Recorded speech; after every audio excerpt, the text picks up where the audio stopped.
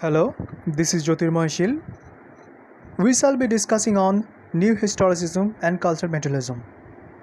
Now we know in most of the books these two critical approaches have been defined more or less the same thing, same critical approach. But there are certain differences. Obviously, there are various similarities, but also a few slight differences. So we shall be comparing these two critical approach. Peterbury defined New Historicism in this way.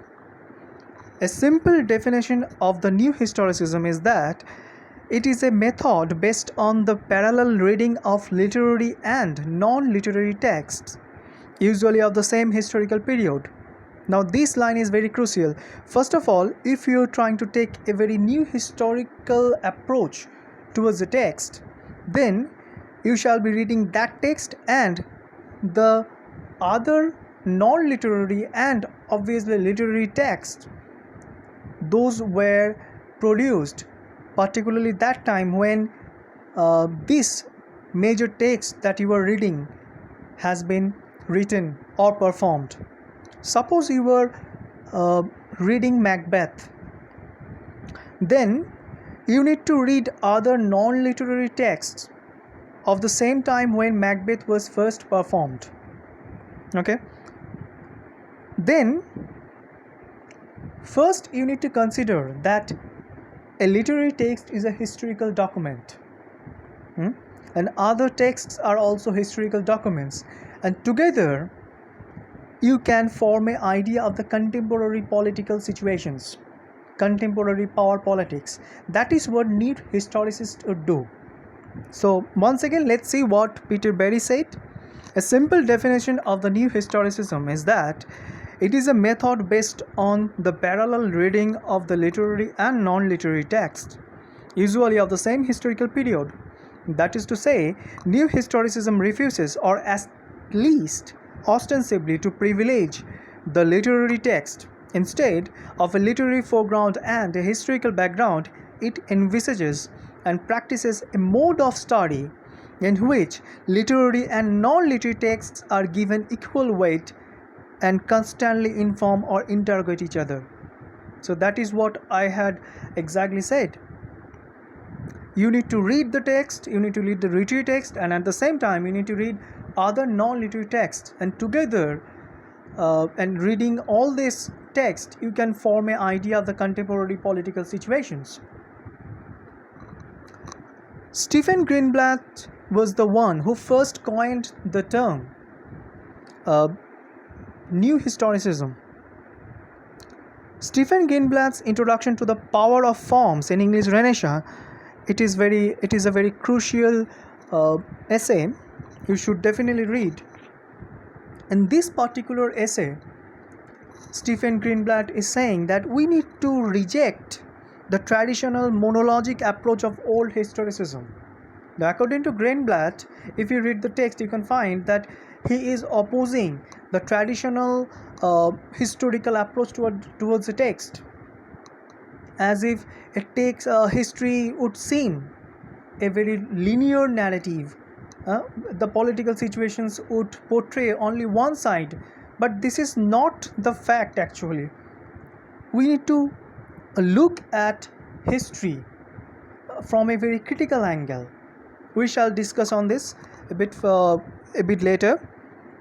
Literature, first of all, you need to consider literature as a document of history. Through literature, you can perceive the contemporary politics, that is the politics of that time when this particular literary text was produced or performed or written. Studying literary and non-literary texts parallelly to understand the politics of its time. That is what I had already said. New historicism is a method. You can say this is the poetics of culture, because by imbibing this method, you can unravel the cultural aspect and the societal and obviously the power politics of that particular time when the text was produced. So once again, In new historical approach, it would say that a literary text is related to the politics, society, culture, historical milieu of that particular time when it was produced. So literature is a historical document that would relate to the history. A parallel study of literary and non-literary texts, this is a very crucial aspect, this is a very crucial point in new historicism. So a parallel study of literary and non-literary texts of a particular time to unravel the history and the politics of that particular time. So how new historicists would take a literary text and would try to analyze it? They would take a literary text. First, they would consider this text is a part of history, as a document of history. Obviously, the emphasis would be on the political aspect. Then they would try to explore the text's connection to the contemporary politics, that is the politics of that particular time, and how the contemporary politics influenced the text or impact of the text in the politics. So how the contemporary politics shaped the text, or in certain cases a literary text may shape the politics of its own time. The study of the literary text and non-literary text of that particular time parallelly. Let's take an example. Suppose you need to analyze this Richard II, Shakespeare's Richard II, which was performed first in 1597. Now you are taking a new historical approach to analyze it. First, you need to consider that Richard II is somehow connected to the politics or history of that particular time, that is 1597. Not only the written form of the text but also the performances. First, you need to consider Richard II is somehow related to the contemporary political milieu. Then obviously read the text, Richard II, analyze it, then study about its performance. Suppose you are studying also other non-literary texts, that is the pamphlets, that can be a historical book, that can be anything else, that can be newspapers or anything else. Obviously newspaper was not available at that point of time, but certain sort of pamphlets, even posters, whatever you can find. Then you can find, after that you can find the scenario, the political scenario of that particular time. Maybe how? Let's take an example once again. Suppose you have read Richard II, obviously considering this to be the historical document of its own time, that is near around 1597, and then you have read a various non-literary texts, pamphlets, posters, and other literary texts, obviously, and comments, whatever you can find of that particular time. Then you realize that at one point of time Queen Elizabeth commented that I am Richard II. Now that may be quite confusing, that why Queen Elizabeth said I am Richard II. No, ye not, that is the line that she said. Then you continue your reading. After that you can find that this comment is actually related to the Essex Rising. Now what is Essex Rising? That is a sort of conspiracy against Queen Elizabeth. After reading several non-literary texts of its own time, of the time when Richard II was performed, you realize that there were a number of performances, open performances on the street. Now after reading all these things and accumulating all your knowledge, finally you may conclude that this open performance, these performances of Richard II on open street, this was actually promoted by the Earl of Essex, Robert Devereux, second Earl of Essex. Now why he did that? in order to show the monarch's cruelty. In Richard II, if you read the text, you can find that this text starts with Richard II's anarchy, his cruel approach to his subjects. So, by showing Richard II on open street, he tried to show monarch's cruelty, and somehow he realized that people generally would try to connect this cruelty of Richard II to the acts of Queen Elizabeth. When Queen Elizabeth came to know of this thing, then she tried to warn in a very sly way. What is the sly way? She claimed that I am Richard II, no, you're not. So that was a warning that if you try to do anything wrong, if you try to conspire against me, then remember that I can be cruel like Richard II. So in this way you can approach a text. This is the new historical way. That is the analysis that is done actually by Stephen Greenblatt, and you can find this example in Stephen Greenblatt's introduction to this text, that the power of forms in English Renaissance. Stephen Greenblatt did that new historical study on Richard II. So now let's move on to cultural materialism. Basically, in several books would also say that these two things are more or less same. New historicism started in America, whereas cultural materialism, this approach started in England. Otherwise, more or less, they would approach to a text in the same way. What are the same ways? They would consider a text, a literary text, a document of history. They would try to analyze the text by reading other non-literary texts, and they would try to find the power politics, the politics and societal aspects, culture, by reading this literary text and other non-literary texts. They would try to get an idea of this political milieu, the power politics operating that is revealed by this text and other non-literary texts. So basically the approach is same, but there are certain differences. So let's see what Peter Berry said about this culture materialism. The study of historical material, which includes literary text, within a politicized framework. This framework including the present, which those literary texts have in some way helped to shape. Now I am specifying the differences.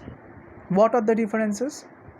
In new historicism, remember, the emphasis is always on the time when the literary text was produced. But in case of new culture materialism, the emphasis is always on the present. How that event, how that political scenario of that particular time somehow shaped the contemporary or the present scenario. So in new historicism, the emphasis is not on the present but of the time when the text was produced, the text that they are analyzing. But in culture materialism, the emphasis is always on the present. Basic aspects of culture materialism. Culture materialism, this term was coined by Raymond Williams. You know of Raymond Williams. He is a Marxist scholar. Williams viewed culture as a productive process, part of means of production. So means of production, basically the tools and the industry through which commodities are produced. So in a way, according to Raymond Williams, culture also acts like industry. Culture can act like a means of production. You can have the definition. We can have a look at the culture industry, the concept of culture industry by Adorno and Horkheimer. But let's focus on Raymond Williams' concept. Raymond Williams said that culture can act as a sort of means of production, like an industry, and cultural materialism often identifies what he called residual, emergent, and oppositional cultural elements. Now, these are the things related to the cultural studies. What is residual culture? Residual culture, the old cultural elements, the traditional cultural elements that still remain somehow in the present cultural milieu. Now, emergent culture is subject to change. Culture is changing all the time. So, emergent culture is something that is the new cultural aspects that are emerging in a cultural domain. Oppositional cultural elements. The oppositional cultural elements would basically refer to the structures of feeling. I am coming to this structures of feeling. Now, what is structures of feeling? According to Raymond Williams, structures of feeling would refer to the different ways of thinking that can emerge at a particular point of time in history. At a particular point of history, there is always a conflicting thinking process. Okay, so different ways of thinking. So let me define in a bit easy way.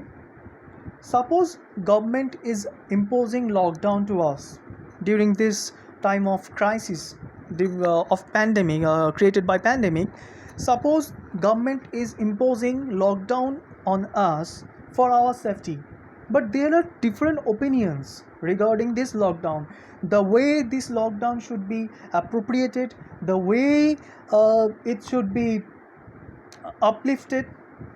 There are several ways, there are ways of thinking, there are several ways of approach to this lockdown event. So at any point of time, at any point of history, any uh, any political act or any act would generate several thinking processes.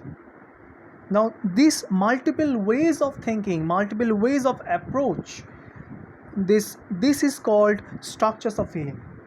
Okay, structures of feeling, different ways of thinking vying to emerge at any one time in history. So there are always conflicting ideas. Culture materialism obviously appropriated this concept. So let's look at culture materialism once again. Cultural materialists seek to draw attention to the processes being employed by contemporary power structures. So here also power structure is very much important, and they would try to unravel or explore the power politics that is operating in society through literature. So to do this, they explore a text historical context and its political implications. So when they are reading a text, literary text or non-literary text, what this can be, whatever this can be, they would try to explore the text's historical context and political implications. Then, through close textual analysis, note the dominant hegemonic position. Through this text, first they would consider that this text is somehow related to the contemporary power politics, and then they would try to explore this power politics or the hegemonic that is somehow hinted at that text by this text. Then they would try to identify the possibilities for the rejection or subversion of that position. Now, subversion is a very crucial point in culture materialism, which is actually absent in new historicism. I'm coming to this. So first of all, they would consider a text somehow related to the contemporary the politics of that particular time when this was produced, and they would analyze the text closely, and they would try to unravel the hegemonic power politics hinted by this text. Then significantly they would try to find out how this is connected to the present time that we are living, and they would try to find out how the power was subverted, how these subversive forces at least worked against the dominating power or that hegemony. I need to explain this, I know. So uh, Jonathan Dollimore and Alan Seinfeld. You should remember that Jonathan Dollimore and Alan Seinfeld, these are two prominent figures of this new historical study, this culture materialist studies. So Jonathan Dollimore's introduction to political Shakespeare, that is named as Shakespeare, Culture Materialism and New Historicism. He tried to specify the basic components of a new materialist approach, culture materialist approach: historical context, close textual analysis, political commitment, and theoretical method. Historical context, so you need to find out the historical context when that text was produced that you are analyzing. Then close textual analysis, then political commitment, the power structure related to the politics when this text was produced, and how this is somehow related to the contemporary, that is the present political scenario, and theoretical method. Then you can apply certain theories in order to find out some other aspects related to this text, critical aspects, or you can imbibe certain more critical approach by appropriating these several theoretical methods. Suppose you are appropriating feminism, suppose you are utilizing subaltern studies, whatever, that would help you to analyze the situation more critically. So let's take an example. Again, I'm taking the example of Shakespeare's Richard II, which was performed in 1597. First of all, when I am taking cultural materialist approach, then I need to find out the historical context when that Richard II was first performed, and obviously I need to find out the other performances, the contexts. Then close analysis of Richard II to find out if there are certain hints of the contemporary power politics or society. Then I need to find out the political connections with the text and forces of subversion, how the forces of subversion somehow worked here. I'm going to define this. Forces of subversion, that is related to structures of feeling. Now, applying those theories to apprehend the situation or the context with more critical angles. So, I can appropriate certain other theories, suppose feminism, suppose Foucauldian power politics and others, to understand the context more critically. Let's compare New Historicism and Culture Materialism origin. New Historicism was developed in America, whereas Culture Materialism was developed in England. New Historicism, this term was coined by Stephen Greenblatt, and Culture Materialism, this term was coined by Raymond Williams. Approach to history. New Historicism rejects the monologic approach to history. Earlier, the history is written in that way, like there are only one political aspect, political conditions of every situations, every historical context. Suppose there are only one aim behind a war or something like that. So, New Historicism, they would say there are multiple reasons, multiple political scenarios, political situations, conditions related to a particular historical context. So you cannot make something definite, make any reason that you claim definite. There are multiple reasons.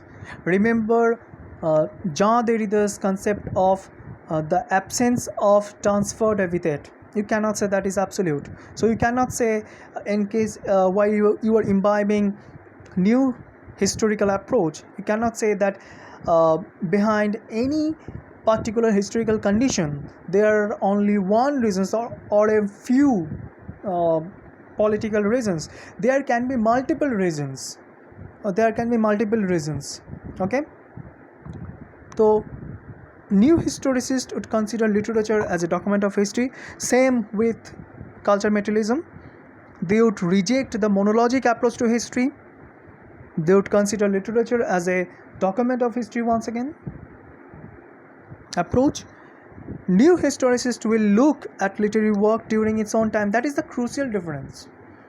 New historicists would look at the literary work during its own time, how it is connected to the contemporary political situations. Okay, it's the spelling is a bit different. There should not be any apostrophe. Now, culture materialists would examine a work, but their focus would be always on the present. How that political situation that this text is referring to or hinting, how that political situations changed in our present time, and how this change has been brought about. Theoretical basis. New historicism is more inclined to Foucauldian power politics. Obviously, this is also applicable to culture materialism, but this new historicist is basically based on this Foucauldian power politics, whereas culture materialism, it is a sort of leftist study. It's a sort of a modified Marxist study, you can say, which is much inclined to Raymond Williams' concept, particularly structures of feeling. Now, what is structures of feeling? Structures of feeling, once again, I should say that according to Raymond Williams, at any historical condition or context, there are multiple ways of thinking or multiple approaches. This multiple approaches, this sometimes conflicting approaches, these are called the structures of feeling. Okay. Whereas Foucauldian power politics, according to Foucault, power is everywhere. It is operating in several ways, in several directions, and the direction is quite arbitrary. But obviously these two things are more or less same, but Raymond Williams is more concerned with the conflicting ideologies. Now, in case of new historicism, new historical approach, authorities' exertion of power as a suppressive force. They would analyze authority as a suppressive force. It would suppress any sort of conflict, any sort of revolt. It's a sort of suppressive force. It's just suppressing. Whereas culture materialism, while imbibing this concept that is structures of feeling, they would always think of a situation where the conflicting powers are operating, the conflicting ideologies, powers, ways of thinking are operating. So it's always conflicting. It's not that one authority is suppressing all other micro sources of power. No, it's something. There are always conflicts or conflicts. So this power of capable of subverting the authority. Culture materialism would consider this power, this conflicting power, is something that there are always scopes of subversion. That is what Jonathan Dollimore also said, that culture materialism would much more focus on the scopes of subversion, how the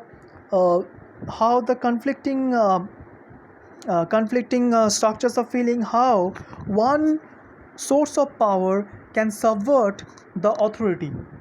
Okay. Whereas new historical method would consider the power, the authority as a suppressive force. Let's take an example. Let's think of this civil war in England. Then particularly Puritan movement. Let's take the example of Puritan movement in England.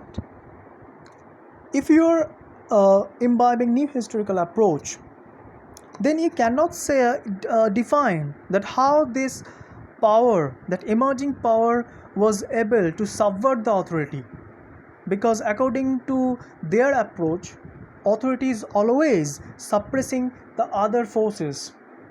And while you were imbibing this cultural materialist approach, then you cannot say that uh, um, how this conflict ended, because according to them there are always conflicting uh, power politics are going on. So new historians would not able to say how this uh, movement even started, because the authority would always suppress any scope of subversion, whereas culture materialist would focus on the scopes of subversion, and it's always going on. Approach on oppression and change, that is what I have already said. New historicism focuses on the oppression in the society that had to be overcome. They would always focus on authority as a power that is quite trying to suppress any sort of revolt or any scope of subversion. Whereas culture materialism, in this approach, the culture materialist would focus on how the change is brought about. So focus is always the present. So even if you are reading Richard II and analyzing the contemporary political situation, then your focus should be always on the present, that how these political scenarios, how the scopes of subversion, how the structures of feeling somehow influenced the present scenario. These are the references. So thank you.